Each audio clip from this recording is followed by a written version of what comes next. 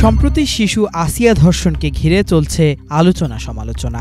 ধর্ষণের ঘটনায় সর্বোচ্চ শাস্তি, প্রকাশ্যে মৃত্যুদণ্ড চেয়ে আন্দোলন হচ্ছে সারা দেশে। এই ঘটনায় স্বরাষ্ট্র উপদেষ্টার পদত্যাগও দাবি করেছেন অনেকে। দেশজুড়ে তীব্র সমালোচনার মুখে ধর্ষণ ও নারী নির্যাতন সংক্রান্ত আইন সংস্কারের উদ্যোগের কথা জানিয়েছে সরকার। আসিয়া ধর্ষণের দ্রুত বিচার নিশ্চিতের আশ্বাসও দেওয়া হয়েছে সরকারের পক্ষ থেকে, কিন্তু তাতেও আশ্বস্ত হতে পারছেন না কেউ। কারণ গত এক দশকে এমন বহু আশ্বাস পেলেও এখন পর্যন্ত কোনো বিচারের নজির দেখেনি বাংলাদেশ। তথ্য বলছে, সারা দেশে নারী ও শিশু নির্যাতন দমন ট্রাইব্যুনালে বর্তমানে বিচারের অপেক্ষায় রয়েছে 1,31,134টি মামলা, যার মধ্যে ঢাকাতেই রয়েছে 15,000-এর বেশি। এর মধ্যে রয়েছে গত দশকের বেশ আলোচিত সমালোচিত কয়েকটি ধর্ষণের ঘটনাও, যেগুলো নিয়ে তীব্র আলোচনা সমালোচনা হয়েছে দেশ ও দেশের বাইরে। 2015 সালের 11ই মার্চ স্কুলে যাওয়ার পথে নিখোঁজ হন শরীয়তপুরের জাজিরা স্কুল অ্যান্ড কলেজের 7ম শ্রেণীর ছাত্রী চাঁদনী আক্তার হেনা। ঘটনার 3 দিন পর পাওয়া যায় তার ক্ষতবিক্ষত মরদেহ। এ ঘটনায় চাঁদনীকে ধর্ষণ ও হত্যার অভিযোগ তুলে মামলা দায়ের করেন তার বাবা আজগর খান। নিজের মেয়েসহ সকল নারী ধর্ষণের বিচার চেয়ে প্রতিষ্ঠা করেন নারী নির্যাতন দমন চাঁদনী মঞ্চ। এই মঞ্চের ব্যানারে চলে তীব্র আন্দোলনও, কিন্তু আলোর মুখ দেখেনি এই মামলা। বিচার চাইতে চাইতে অকালে প্রাণ হারান আজগর খানও। তারপর আসামি না পাওয়ায় মামলাটি বাতিল করে দেন আদালত। চাঁদনী হত্যার আলোচনা যখন তুঙ্গে, ঠিক তখনই কুমিল্লায় ঘটে ভিক্টোরিয়া কলেজের ছাত্রী সোহাগী জাহান তনু হত্যার ঘটনা। 2016 সালের 20 মার্চ কুমিল্লা সেনানিবাস এলাকায় প্রাইভেট পড়াতে গিয়ে নিখোঁজ হন তনু। তারপর পার্শ্ববর্তী জঙ্গলে পাওয়া যায় তার মরদেহ। এই ঘটনায় পরদিনই থানায় মামলা করেন তনুর বাবা।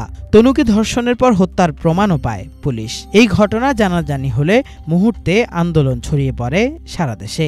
তীব্র আন্দোলনে কেঁপে ওঠে সারা দেশ, যা এক পর্যায়ে সরকার বিরোধী আন্দোলনেও রূপ নেয়। সেই সময় ধর্ষণের আইন সংস্কার সহ দোষীদের দ্রুত বিচার নিশ্চিত সহ নানান আশ্বাস দেয় সরকার। কিন্তু দফায় দফায় তদন্ত সংস্থা পরিবর্তন হলেও আর আলোর মুখ দেখেনি তনু হত্যা মামলা। আমার বলছে নৌকাত ভোট দিতাম, আমি কইছি আমি কারো দলও করি না, কিছু করি না, আমি একজন অসহায়, আমার মন জিয়ানে আমি হিয়ানে দমু। তখন এই কথা বলছে, আমরা আমেরিকার লোক, আমাদের আমেরিকা আইব, তোর খবর আছে। তনুর ঘটনার 2 বছরের মাথায় আবারও ধর্ষণের ঘটনায় তীব্র সমালোচনার মুখে পড়ে বাংলাদেশ। 2018 সালের একাদশ জাতীয় সংসদ নির্বাচনে ধানের শীষে ভোট দেওয়ার অপরাধে নোয়াখালীর সুবর্ণচরে এক গৃহবধূকে দলবদ্ধ ধর্ষণ করে আওয়ামী লীগের নেতাকর্মীরা। এই ঘটনার খবর বিভিন্ন জাতীয় ও আন্তর্জাতিক গণমাধ্যমে প্রকাশ হলে তীব্র সমালোচনার মুখে পড়ে আওয়ামী লীগ সরকার। সে সময় আন্তর্জাতিক বিভিন্ন মানবাধিকার সংস্থার চাপও ছিল সরকারের উপর। বাধ্য হয়ে এই মামলাকে গুরুত্ব দিতে হয় সরকারকে। নানান চড়াই উতরাই পেরিয়ে গেল বছরের 24 ফেব্রুয়ারি এই মামলার রায়ে 10 জনকে মৃত্যুদণ্ড ও 6 জনকে যাবজ্জীবন কারাদণ্ড দেওয়া হলেও তা এখনও বাস্তবায়ন হয়নি। 2020 সালের 25 সেপ্টেম্বর সিলেটের টিলাগড় এলাকায় ঘুরতে গেলে স্বামীকে মারধর করে স্ত্রীকে তুলে নিয়ে যায় কয়েকজন। সেই সময় ওই নারীকে সিলেট এমসি কলেজের ছাত্রাবাসে নিয়ে ধর্ষণ করে তারা। এই ঘটনায় এমসি কলেজ ছাত্রলীগের 8 নেতাকর্মীর বিরুদ্ধে মামলা করেন ভুক্তভোগীর স্বামী, কিন্তু সেই মামলার এখনও হয়নি কোনো সুরাহা। এদিকে 2021 সালের 26 ফেব্রুয়ারি রাজধানীর গুলশান 2 নম্বরের একটি ফ্ল্যাট থেকে কলেজ ছাত্রী নুসরাত জাহান মুনিয়ার লাশ উদ্ধার করা হয়। এই ঘটনায় রাতেই মুনিয়ার বড় বোন নুসরাত জাহান বাদী হয়ে বসুন্ধরা গ্রুপের ব্যবস্থাপনা পরিচালক সায়েম সোভান আনভীরের বিরুদ্ধে ধর্ষণের পর হত্যার প্ররোচনার অভিযোগ এনে মামলা দায়ের করেন। কিন্তু 2022 সালে আনভীর সহ 8 জনকে মামলা থেকে অব্যাহতির আবেদন করে চূড়ান্ত প্রতিবেদন দাখিল করে পিবিআই। পরে এই প্রতিবেদনে নারাজি দাখিল করেন মুনিয়ার বোন নুসরাত জাহান। অন্তর্বর্তী সরকার ক্ষমতায় আসার পরও মুনিয়া হত্যার বিচার চেয়ে সংবাদ সম্মেলন সহ নানান কর্মসূচি করে আসছেন তার বোন।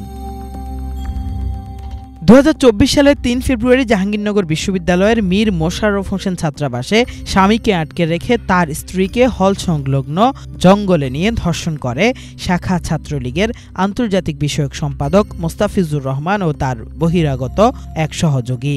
এই ঘটনায় তার স্বামীর করা মামলায় ছাত্রলীগের 4 নেতাকে গ্রেফতার করে পুলিশ।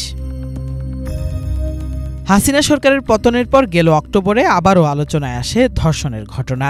2024 সালের 10 অক্টোবর পটুয়াখালীর বাউফলে নিত্যপণ্য কিনতে গিয়ে দোকানির দ্বারা ধর্ষণের শিকার হয় 4র্থ শ্রেণীর এক শিশু শিক্ষার্থী। এই ঘটনায় দোকানি আনোয়ারকে দায়ী করে মামলা করেন শিশুটির বাবা। কিন্তু রাজনৈতিক ক্ষমতা দেখিয়ে উল্টো ভুক্তভোগী পরিবারকে হুমকি ধুমকি দেওয়ায় অভিযুক্ত আনোয়ারকে গ্রেফতার ও ফাঁসির দাবিতে বিক্ষোভ করে এলাকাবাসী, যা ব্যাপক সমালোচনার জন্ম দেয়। এই ঘটনার রেশ না কাটতেই গত 6 মার্চ মাগুরায় বড় বোনের শ্বশুরের লালসার শিকার হয় 3য় শ্রেণীর শিক্ষার্থী আসিয়া। এই ঘটনায় গুরুতর আহত আসিয়াকে প্রথমে ফরিদপুর মেডিকেলে, তারপর ঢাকা মেডিকেল কলেজ হাসপাতালে আনা হয়। সেখানেও অবস্থার অবনতি হলে তাকে নেওয়া হয় সম্মিলিত সামরিক হাসপাতালে। কিন্তু সব চেষ্টা ব্যর্থ করে বৃহস্পতিবার সবাইকে কাঁদিয়ে মৃত্যুর কোলে ঢলে পড়ে আসিয়া। আসিয়ার এই অপমৃত্যুকে ঘিরে দেশজুড়ে চলছে তীব্র প্রতিবাদ। আবারও বিচারের আশ্বাস দিয়েছে সরকার, কিন্তু সেই আশ্বাস কি আদৌ আলোর মুখ দেখবে, নাকি অন্যদের মতো নিভৃতে কেঁদে যাবে আসিয়ার মাও? সেই প্রশ্ন সবার মনে। কিফায়াত শাকিল, বাংলা ভিশন, ঢাকা।